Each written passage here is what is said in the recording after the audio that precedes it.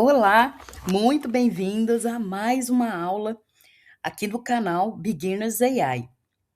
Se você chegou aqui é porque você já viu a aula de regressão, então fica nesse vídeo, deixa esse vídeo rodando aí, gente.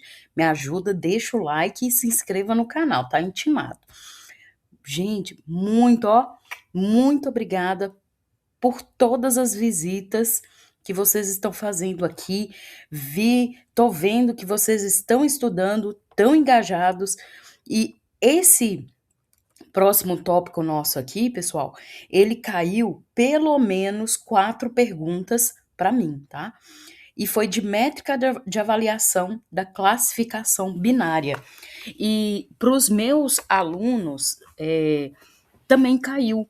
Não foi todos os alunos que me comentaram, né, que caiu essa questão para eles, falando de métrica, da classificação binária, mas vez ou outra aparece, tá? Colega aí, candidato, falando que no exame deles caiu questão sobre classificação binária e as métricas de avaliação. Se você lembra que na sua prova também caiu sobre classificação binária, deixa aí nos comentários para dizer aqui sua experiência, né, com a prova da certificação, tá bom? Então, vamos lá, vamos falar de classificação binária aqui. A classificação binária, como a regressão, é uma técnica de aprendizado de máquina supervisionado. O que isso quer dizer? Que rótulos e recursos devem ser conhecidos para fazer o treinamento, não é isso? Todo o aprendizado de máquina supervisionado, recursos e rótulos são conhecidos, perfeito? Segue o mesmo processo iterativo de treinamento, validação e avaliação de modelos.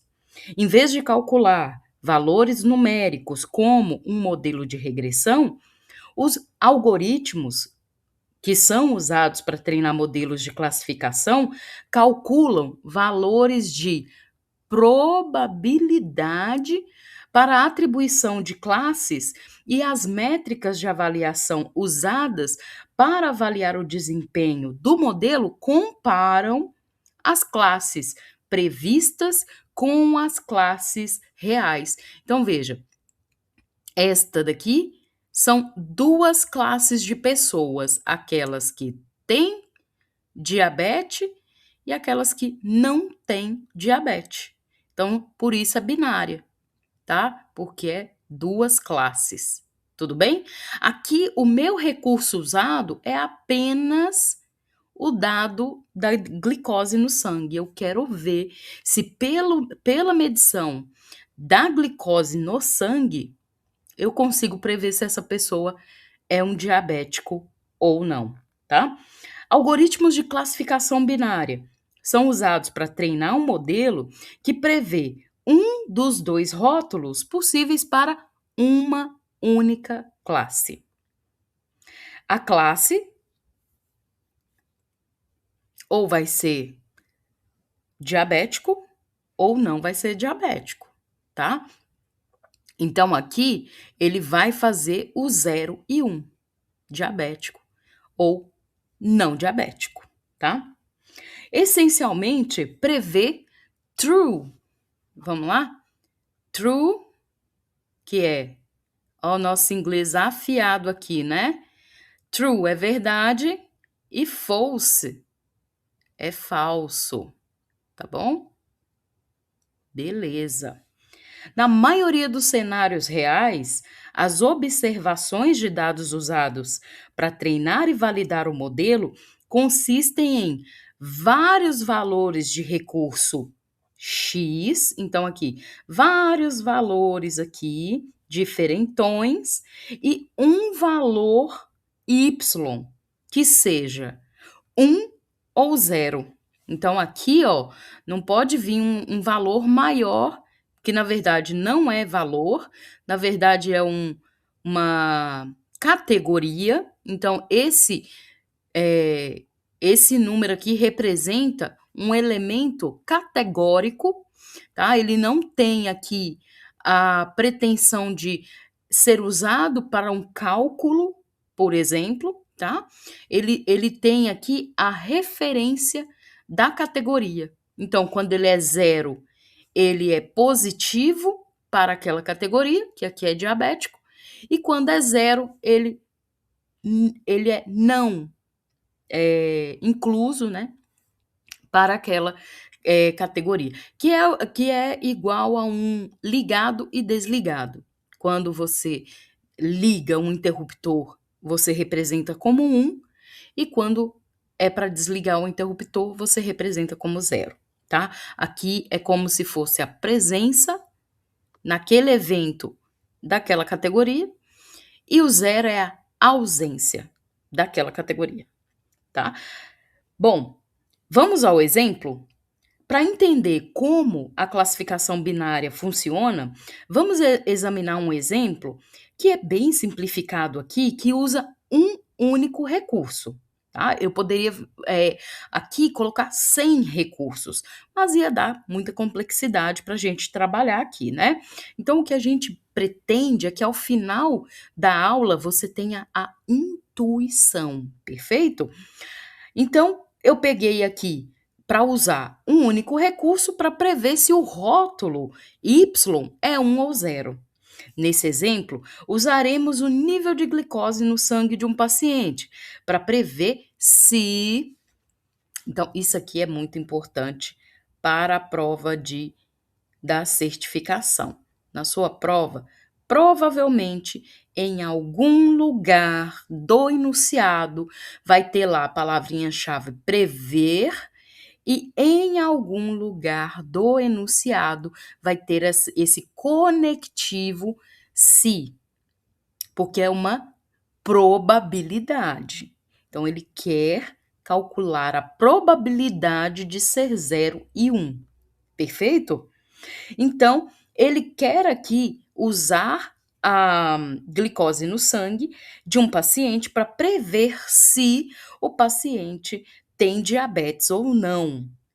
Então, ele pegou aqui um conjunto de dados com N amostras do posto de saúde, do hospital, da policlínica, e a gente vai treinar um modelo de algoritmo baseado nessa tabela. Ai, mas quando eu falo conjunto de dados, quando eu falo dataset, pessoal, vamos colocar na nossa realidade, é uma planilha de Excel, tá? A planilha de Excel que você faz o controle de gasto da sua casa pode ser usado para treinar um modelo de machine learning. Lógico que um algoritmo de machine learning, ele quanto mais dados você der para que ele possa aprender, melhor, né? Então, por exemplo, você pode pegar a sua planilha de 5 anos, né? É muita coisa. Ou pegar na internet dados públicos com muitas linhas de eventos ali na planilha para calcular aí talvez os seus investimentos, ou você olha ali o estudo ali de algum setor público, né? Então, na realidade, gente, quando falamos em dataset e conjunto de dados, nada mais é que uma planilha, aqui nesse caso, tá bom? Então, vamos treinar esse modelo. Treinando esse modelo aqui, para treinar, usaremos um algoritmo para ajustar os dados de treinamento. Então, veja, eu não falo assim, ó, vou treinar um algoritmo para resolver o problema de todos os diabéticos do mundo. Não é assim. Você vai pegar um algoritmo, você vai treinar um modelo para ver se aquele algoritmo que você escolheu, ele consegue aprender com seus dados. Se ele consegue ajustar os dados do treinamento a uma função que calcula a probabilidade do rótulo de classe ser verdadeiro, em outras palavras, se ele consegue identificar os pacientes que têm diabetes, entendeu? A gente vai treinar esse modelo na finalidade de achar os diabéticos. Aqueles eventos ali que ele não consegue prever que a pessoa é diabética, ele vai colocar 0.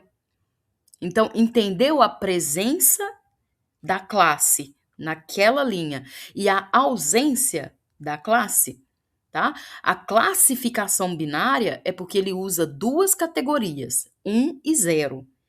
Mas a classe, eu quero achar uma única classe, que é a de diabéticos. Perfeito? Então, a probabilidade é medida como um valor entre 0 e 1. Então, tá aqui, entre 0 e 1.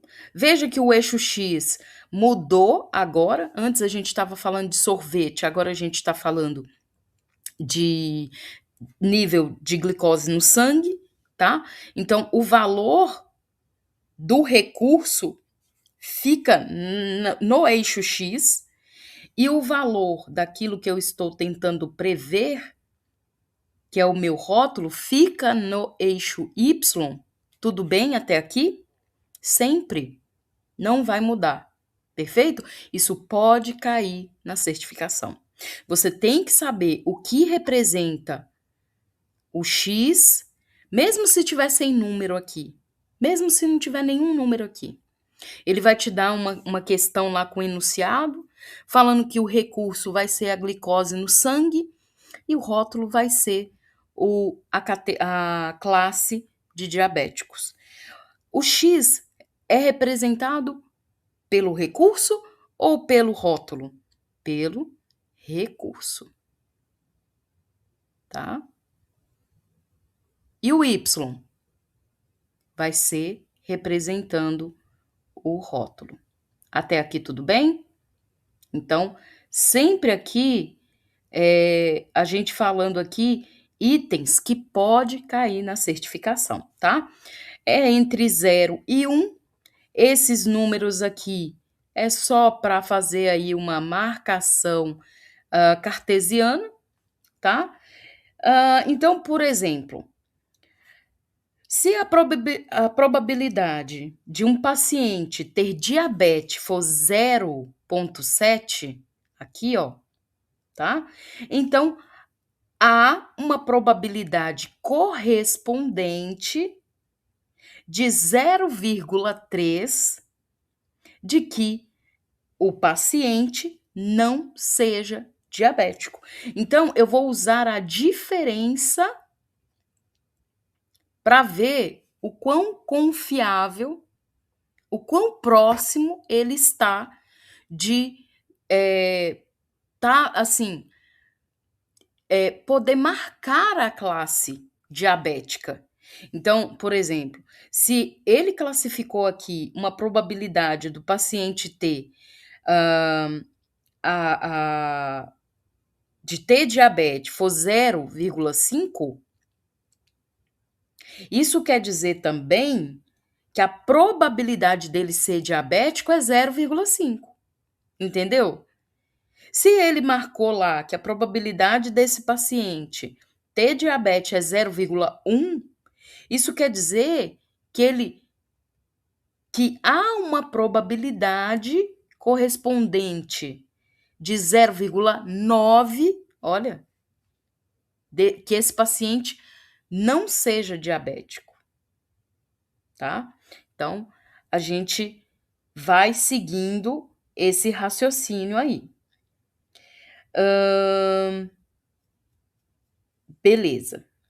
Então, só recapitulando, quando você faz a diferença entre o valor previsto da probabilidade até bater 1, é a distância dele não ser diabético, tá? Então, o cálculo de 0,7 que eu falei aqui agora e 0,1 é ele te dando uma probabilidade dele ser, porque é esse que é a tarefa do modelo. Ele tem que te dar uma probabilidade dele ser a classe diabetes, ter diabetes. A diferença desse valor até chegar no 1 é que ele tem essa distância para não ser diabético, tá? Há muitos algoritmos que podem ser usados para classificação binária, como regressão logística. Já ouviu falar? Que deriva uma função sigmoide em forma de S. Olha lá, deixa eu tirar aqui. Em forma de S, que é essa daqui, tá? Com valores entre 0 e 1. Olha lá os pontos de dados. Estão aqui no 0 e alguns outros estão no 1, tá? Dessa forma aí. Apesar de seu nome, em Machine Learning, o termo regressão logística é empregado para classificação, não para regressão, tá? Apesar de ter essa palavrinha regressão, não confunda, ela não pode ser confundida, porque a regressão, ela só retorna valores numéricos. O rótulo tem que ser valor numérico. E na regressão logística, que é para regressão, aqui, apesar de ter um número, isso aqui não é um valor contínuo. Isso aqui é uma categoria. Lembra? Isso aqui é um tipo, é um dado categórico, beleza? O ponto importante é a natureza logística da função que ela produz, que descreve uma curva em forma de S entre um valor inferior e outro superior, que é o 0 e 1, quando usado para classificação binária. Essa função produzida pelo algoritmo descreve a probabilidade de y ser true. Então, tudo gira em torno dessa classificação ser true, tá? Para um determinado valor de x. Então, matematicamente, nós vamos expressar isso aqui só para intuição, tá bom? Se você não quiser, né, ter essa informação aí, porque isso aqui não cai na certificação. Não vi ninguém falando aí que teve que reconhecer fórmula, nem nada disso. Mas é só para intuição mesmo, né? Você tem que saber o conceito. Então, P de probabilidade de y ser igual a 1 com esse valor de x. Beleza? Para 3 das 6 observações nos dados, então, ó, para 3 foi true, não foi? Sabemos que y é definitivamente verdadeiro. Portanto, a probabilidade para essas observações que y é igual a 1, a probabilidade é 1. E para as outras 3, sabemos que y é definitivamente falso. Perfeito? Portanto, a probabilidade de y ser 1 é 0. Conseguiram entender? A probabilidade desse ponto de dado ser 1, a probabilidade é 0, tá bom? Então, a curva em forma de S descreve a distribuição de probabilidade para que plotar um valor de x na linha, aí, para plotar, ele vai no 0, 0, 0, se estivesse aqui, ia continuar. Aí, para plotar um valor de x na linha, olha, ele sobe e vem aqui, ó, lá em cima. Na linha, identifique a probabilidade correspondente de y ser 1. Então, ele vai fazendo aqui essa linha reta no eixo aqui 0, né? Aqui, gente, por que ele está pegando a linha horizontal, já que o horizontal se refere ao eixo x, que é um recurso? Não, gente. Ele está aqui, ó, essa linha aqui não representa o valor, não é de y, não é? Essa linha aqui Não está representando um valor aqui que está correspondente ao Y? Esse daqui, ó, também. Essa linha aqui de baixo também é correspondente ao eixo Y, tá? Ele faz. Aqui é a interceptação. Aqui corresponde tanto ao eixo X, aqui nesse ponto intercepta X e Y. Aqui tanto é 0 como no eixo Y, aqui é 50 também, tá? Aqui, ó, assim como essa linha aqui é 60. Essa linha aqui também é 70. Então, aqui, ó, é uma interceptação. Perfeito? Então, beleza. O diagrama também inclui uma linha horizontal para indicar o limite, olha lá, o limite que é meio, tá? Na qual um modelo baseado nessa função preverá 1 ou 0, true ou false. O limite está no ponto médio, onde a probabilidade de y, a probabilidade é meio. Só para fazer aquela divisão, né? Para quaisquer valores neste ponto ou acima deste ponto, o modelo vai prever 1, tá? Então aqui, ó, nesse eixo, o que aqui, pessoal, na classificação binária, o y, ele é igual a uma probabilidade de ser true, tá? E aqui no eixo x é o recurso. Então, aqui é diferente lá da regressão logística, não, desculpa, da regressão linear, onde o y era igual, olha lá como é na função da regressão. O y, ele é uma função de x, não é assim? Aqui na regressão logística, ele não é uma função. Ele é o resultado da probabilidade, tá? Então, aqui, nesse eixo, vai ser colocado aqui a decisão do modelo, se foi 0 ou se foi 1. Aqui já é o cálculo da probabilidade, tá? Enquanto para quaisquer valores abaixo desse ponto, desse limite, ele vai calcular aqui, ele vai prever false, tá? Por exemplo, para um paciente com um nível de glicose no sangue de 90, a função resultaria em um valor de probabilidade de 0,9. Mas por que o modelo não coloca 0,9? Porque, pessoal, ele é binário.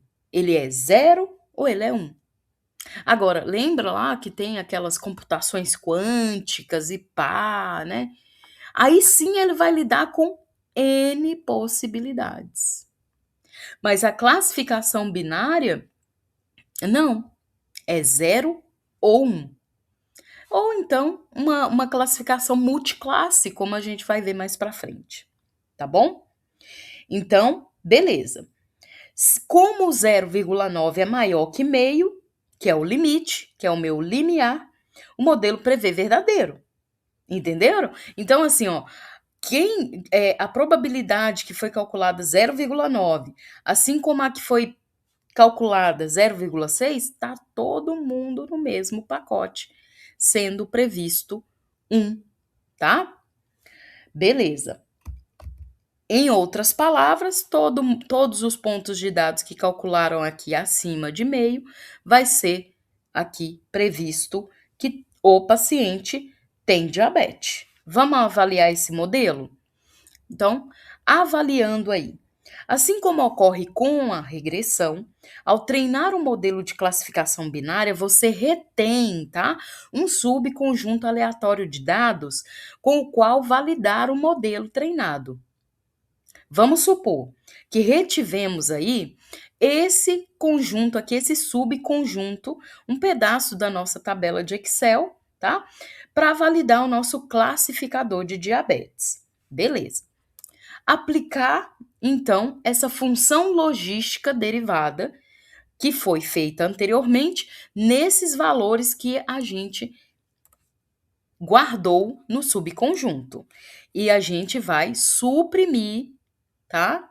A gente vai suprimir os valores que estão aqui, tá? A gente só vai entregar essa fatia da tabela de Excel, só o recurso, e deixar com que ele preveja a coluna diabético, tá? Com base em se a probabilidade calculada pela função está acima ou abaixo do limite, do limiar, o modelo gera um rótulo previsto de 0 ou 1 para cada observação. Então, aqui, ele está dando aqui o ponto, a posição real dos dados, tá? Em seguida, podemos comparar os rótulos de classe previstos. Olha lá como ficou. Ele não vai colocar aqui na nova tabela o 0,35, o 0,80 e poucos, né? Ele não vai colocar isso, tá? Eles aí no gráfico só vai vir uma representação real da avaliação, beleza? Mas com base aí, ele faz a construção da nova tabela. A tabela nova vem com os valores reais e o que ele previu, tá? O que ele previu. O que ele previu? Que a glicose em 66, a pessoa é não diabética. A probabilidade real é não diabético. Ele aqui acertou, beleza? Ele aqui também marcou 0, tá? Aqui, em 107, na realidade, essa pessoa é diabética e ele conseguiu acertar, tá? Com 112, ele realmente a pessoa tem diabetes e ele também acertou, porque na realidade é 1, tá? Ele previu 1. Com o 4, ele previu que era 1, que a pessoa tem diabetes e não, na realidade essa pessoa tem diabetes, mas ele errou. Ele colocou 0. Perfeito? Tá entendendo? Com 71, na realidade, essa pessoa não tem diabetes e o algoritmo calculou que ele não tem diabetes. Ele acertou. E assim por diante, ó, com 87, na realidade, a pessoa tem diabetes, mas ele calculou que a pessoa não tem diabetes, tá? E aí aqui também, na real, a pessoa tem diabetes e o algoritmo conseguiu acertar. Vamos às métricas? A métrica de avaliação de classificação binária, gente, ela é feita por etapas, tá? A matriz de confusão é a primeira etapa. Então, a primeira etapa no cálculo das métricas de avaliação para um modelo de classificação binária geralmente é criar uma matriz do número de previsões corretas e incorretas de cada rótulo de classe possível. Então, o que eu já vou te dizer como macete, nessa diagonal, tá? Nessa diagonal aqui estão os verdadeiros. Nessa diagonal aqui está os verdadeiros. Sempre, sempre, tá? Então, na superior vai ficar os verdadeiros negativos, que está representado aqui, ó. O Y normalzinho não é os dados reais? Então, dados reais, né? O dado aqui, ó, é 0 e ele acertou e previu, aqui ó, dados, Y chapéu é previsão, tá? Previu 0. Então, é um verdadeiro, negativo, tá? Verdadeiro não é true, então ele tá aqui, ó. Quando o previsto é 0 e o real é 0, ele é chamado de true negativo. Então, true negative, tá? Quando ele, aqui embaixo, ó, aqui embaixo, tem os dados 1, que é positivo, e aqui do ladinho, ó, onde tem a interceptação dos dois, a interseção dos dois, aqui ele também previu 1. Então, aonde faz a interseção é o quadrante do verdadeiro positivo. E verdadeiro em inglês é true, então é true positive. Beleza? Aqui, ó. Esse e esse. Então, nessa diagonal aqui, você vai encontrar os verdadeiros, tanto positivos como negativos. É aquela quantidade de previsões que ele acertou, tanto para o negativo como para o positivo. Então, de negativos, ele acertou 2, e de positivos ele acertou 3. Agora, a gente vai falar dos falsos.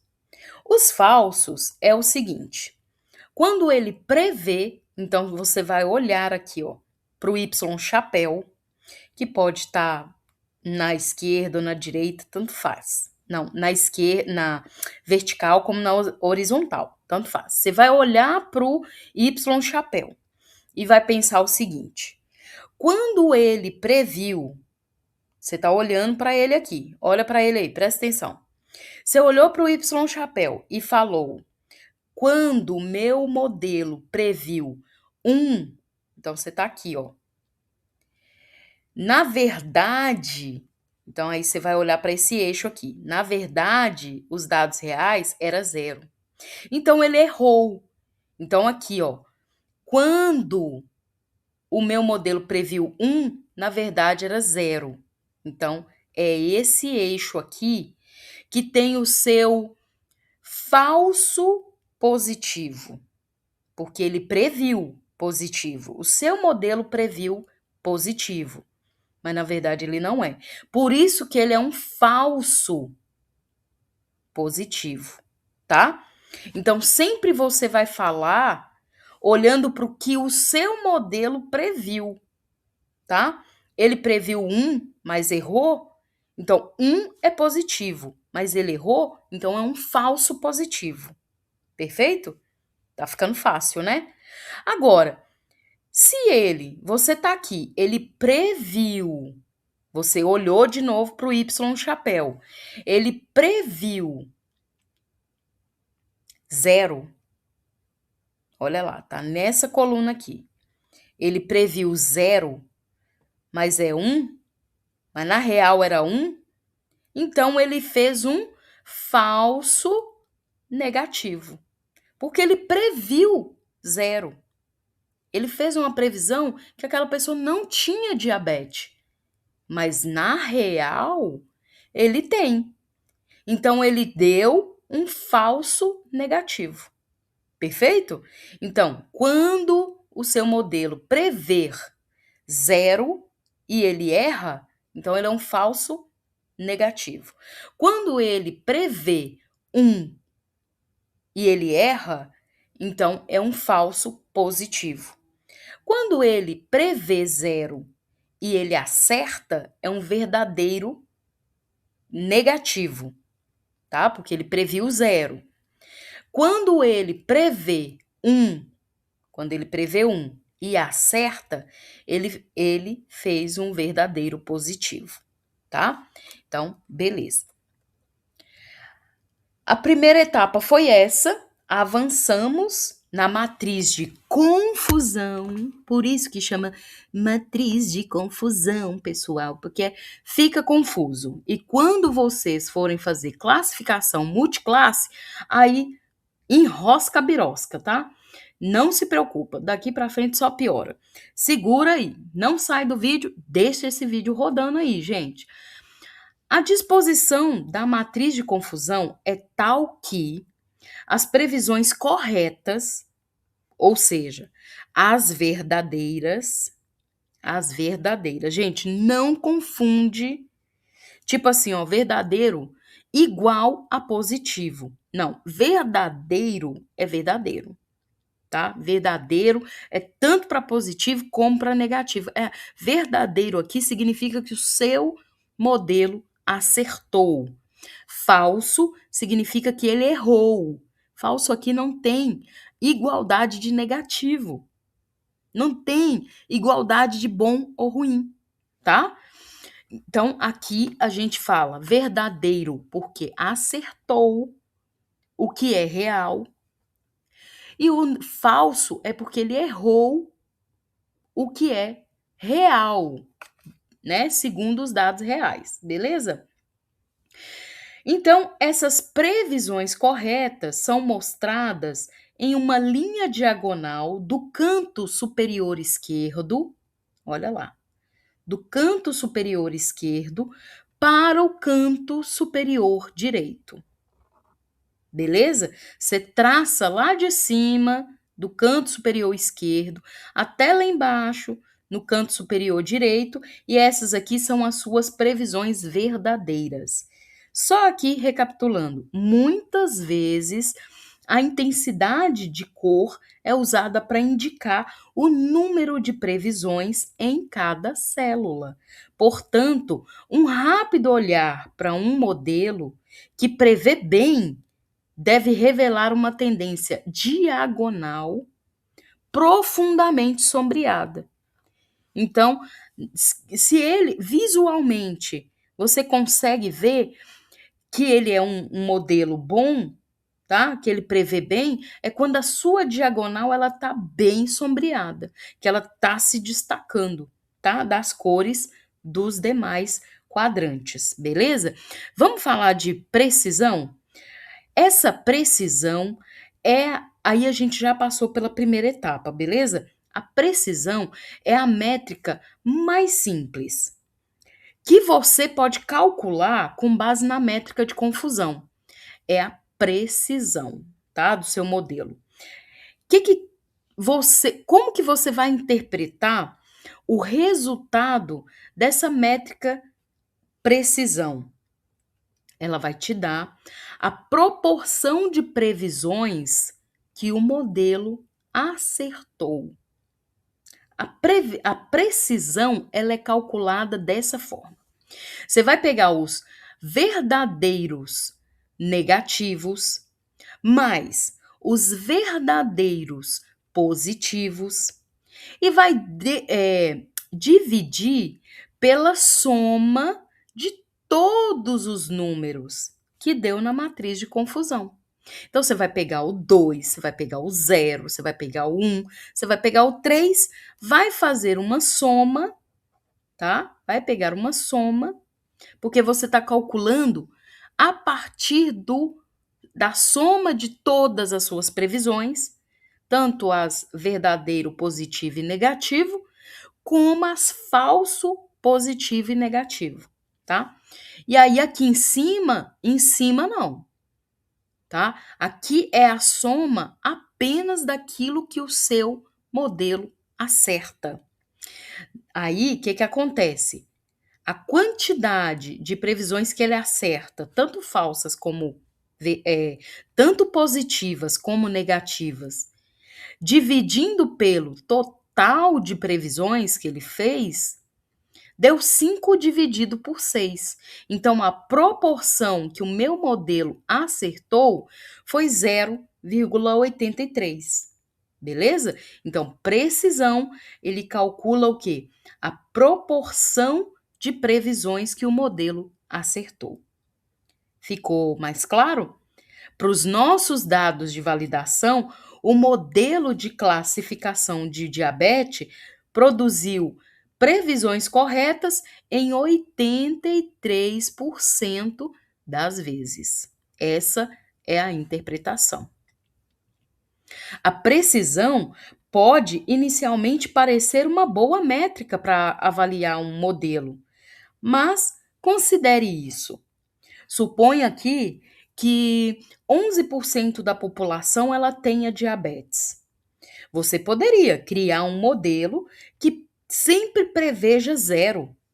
Faz prevendo zero para todo mundo ali. E ele alcançaria, mesmo assim, se ele viciar em calcular zero para aquela população, ele ainda alcança uma precisão de 89%, embora não faça, na real, nenhuma tentativa concreta e real de diferenciar os pacientes avaliando suas características. O que realmente precisamos é de uma compreensão mais profunda de como o modelo é executado na previsão de ter diabetes. Então, na previsão de 1 para casos positivos e 0 para casos realmente negativos. Beleza? Então, aí a gente vai se aprofundando. Vamos ver a recall. Nós vimos já que precisão é bem simples, né? Uma métrica bem simples. Vamos ver a recall.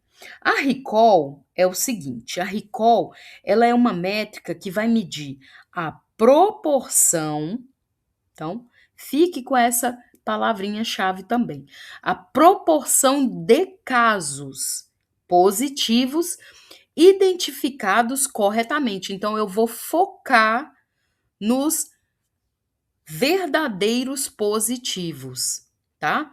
Vou me concentrar aqui nos verdadeiros positivos.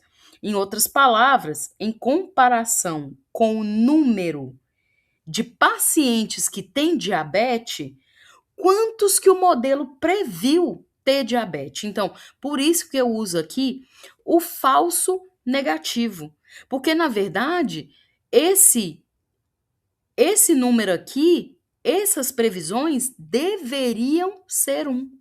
Deveriam, mas o meu modelo previu 0, tá? Então, essa quantidade de previsão também faz parte do meu recall, porque eu quero ver, de dentre todos que têm diabetes, quantos ele previu corretamente que tinha diabetes, tá? Então, eu pego 3 ocorrências que ele previu positivo e acertou, aí eu divido pela somatória da minha quantidade de acertos, tá? Verdadeiros, e a quantidade de erros, tá? De falso negativo. Porque na verdade, ele tinha que ser 1, porque esse evento aqui a pessoa tem diabetes. Então, no somatório aqui dá 4, então eu divido 3 dividido por 4 dá 0,75. Como que eu interpreto esse dado? Eu interpreto da seguinte maneira: nosso modelo identificou corretamente 75% dos pacientes que têm diabetes como diabético. Beleza? Então, esse recall, ele é muito importante você usar uma métrica dessa quando o seu problema, ele precisa ser avaliado, o seu desempenho, nessa questão dele sempre estar acertando, tá? Ser a classe 1, tá? Então, por exemplo, o seu problema de negócio aqui é calcular se a pessoa vai alugar uma bicicleta naquele ponto ou não. Eu preciso do recall, por quê? Porque se eu não olhar a precisão com que ele prevê como sendo o verdadeiro e a certa, eu vou deslocar muita bicicleta para aquele ponto mais do que necessita, tá? Como esse aqui. Eu vou encher lá 83% de chance ali. Eu acho que ali tem 83% de chance de alugar aquela bicicleta naquele ponto, sendo que, na verdade, eu tenho só 75% de chance. É um bom número, mas caiu, né? Eu vou ficar com algumas bicicletas paradas ali. Então, o recall é muito importante quando você tem que priorizar o acerto, os acertos do positivo, do 1, tá? Da categoria 1, beleza? Então, beleza. Vamos olhar aí, vamos voltar aqui na. Bom, a gente já falou. Beleza. Aqui também tem uma outra que aqui tá chamando de precisão, mas não é bem precisão, tá? É tipo acurácia. Então, esse aqui eu acho que é a acurácia. Depois eu posso checar. Coloca aí nos comentários, pessoal, se essa fórmula aqui é da acurácia ou da precisão.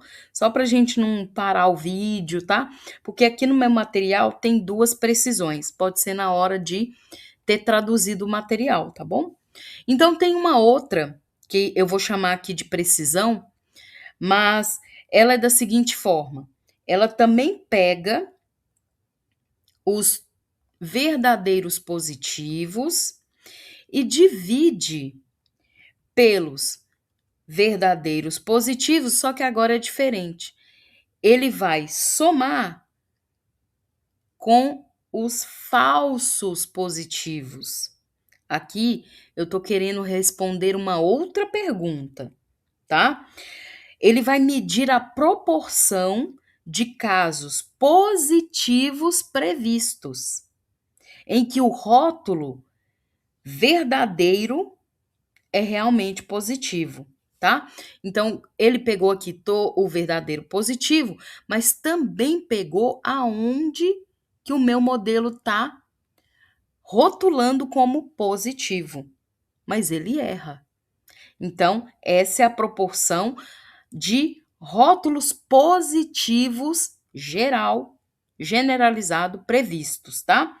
Então, em outras palavras, o que eu vou responder com essa, ao calcular essa métrica? O que eu pretendo responder? É qual a proporção dos pacientes previstos pelo modelo para ter diabetes realmente tem diabetes. Entendeu? Porque aí, quando eu faço a junção do falso positivo aqui que ele errou, mas ele está prevendo um, eu vou ver a proporção com que ele está prevendo, mas que realmente tem diabetes. Então, aqui, o que acontece aqui nessa soma? Vou apagar aqui para não ficar muito confuso. O que acontece nessa soma ali? Eu pego o 3, não é assim? Foram 3 true positivo. Aqui, ó. True positivo. E aí eu faço dividido por 3 mais 0. Porque o meu modelo não, ó, falso positivo, ele não tem nenhum. Então, quando eu faço aqui, 3 dividido por 3 dá 1. Tá? Então, como é a interpretação desse resultado? É que 100% dos pacientes previstos pelo nosso modelo para ter diabetes, de fato, tem diabetes, tá? Vamos à medida F1 Score? A F1 Score, ela é uma métrica geral que combina recall mais precisão, tá? A fórmula para a pontuação F1 fica desse jeito, ó. Você vai colocar essa constante aqui, é sempre assim, 2 vezes a precisão mais, não, desculpa, vezes o recall.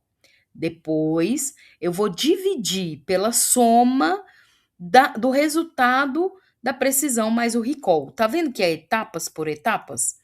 Então eu vou pegar a precisão, esse daqui, pessoal, não é a precisão, isso aqui é a acurácia, tá? A precisão é aqui, ó. Então eu vou pegar recall, o recall aqui, nesse caso é 0,75 e a precisão é 1. Então aqui 2 vezes precisão 1, recall 0,75. Fiz aqui a multiplicação, deu 1,5. Eu vou dividir pela soma agora de 1 com o recall aqui, que é 0,75. Então, ficou 1,75 para ser dividido. Então, 1,5 dividido por 1,75 dá 0,86. Beleza? Então, a fórmula aí é esta. Vamos a área sobre a curva, ou AUC, né? Outro nome para recall também, tá? Só para pontuar aí, que é a precisão, é taxa verdadeira positiva, tá? E há uma métrica equivalente, que é a taxa de falso positivo, que é essa. Eu não vou confundir muito aqui, pessoal, porque aí já fica várias métricas aqui. Vamos falar só as principais, tá? Mas para vocês ficarem cientes, tá bom? Porque lá não vai dar nada de cálculo.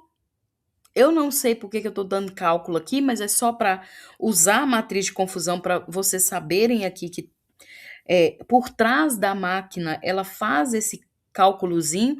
Vocês viram que não tem nada complicado, é só adição, subtração, multiplicação, divisão, potenciação e radiciação, tá? Raiz quadrada, potência, blá blá blá, só isso, tá bom? Então, tem outras métricas que é taxa verdadeira positiva, pode cair na sua prova. Vou dar questão aqui de simulado que tem isso nas respostas, tá? Nas alternativas. Tem taxa de falso positivo e taxa de verdadeiro positivo, tá? Só isso que eu quero que você tenha ciência dessa informação, tá bom? Agora, a curva ROC, para um modelo perfeito, ela subiria diretamente aqui nesse eixo, tá? TPR, que é por isso que eu mencionei aqui a taxa de verdadeiros positivos. Essa é uma curva perfeita. Ela faria isso, tá? Ela subiria diretamente, tá? E em seguida atravessaria o eixo da taxa de falsos positivos, perfeito? Na parte superior. Então, ela faria isso. Ai, desculpa. Ela subiria ali e pegaria diretamente lá, como ela está fazendo aqui. Ela pegaria diretamente o eixo à esquerda, subiria e tocaria lá no eixo, tá? Da taxa de falso positivo, lá na parte superior, beleza? Então, perfeito. Como a área de plotagem para a curva mede 1 por 1, então aqui, ó, 1 por 1. A área perfeita sob essa curva, então é tudo que está aqui dentro, tá? Tudo que está aqui dentro seria 1.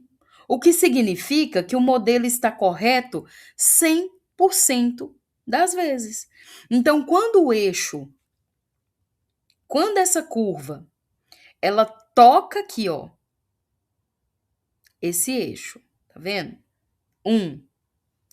Ele toca esse eixo da taxa de verdadeiro positivo e já vai lá para cima, tocando o eixo superior, isso quer dizer que essa área aqui, ó, ela está acertando, o modelo está acertando 100% das vezes, tá? Por outro lado, uma linha diagonal do canto inferior esquerdo para o canto superior direito representa os resultados que seriam obtidos adivinhando, tá? Adivinhando aleatoriamente um rótulo binário. Por exemplo, produzindo uma área sob a curva, de meio, tá? Por exemplo, vou apagar aqui. Uma linha diagonal, então, em vez dessa linha vir assim, ela vinha aqui, ó. Ou ela vinha aqui, rente, tá? Então, isso quer dizer que o modelo está só acertando 50% das vezes, tá? Bom, ou que a gente poderia esperar que ela alucinasse, que ela adivinhasse, ela não está prevendo, ele está só adivinhando 50% do tempo. No caso do nosso modelo de diabetes, a curva acima é gerada e a métrica de área sobre a curva é 0,875, tá? Como a curva ALK é maior que meio, então nós podemos concluir que o modelo tem um desempenho melhor ao prever se um paciente ele tem diabetes ou não, do que ficar adivinhando aleatoriamente. Então, se o seu é a mesma coisa lá do gráfico que tem o limiar de 0,5. Se esse cálculo da área sobre a curva deu mais que meio, então você deduz ali que ele tem uma probabilidade maior de estar prevendo do que adivinhando, tá? É assim que é a interpretação da área sobre a curva, tá bom? Ficou claro? Vocês poderiam aí comentar aí no vídeo se ficou claro, se ficou confuso, tá? Tem problema não, porque aí eu vou mudando a didática, né? Então, beleza, então. É isso. Na próxima aula, a gente fala de classificação multiclasse. Não perca.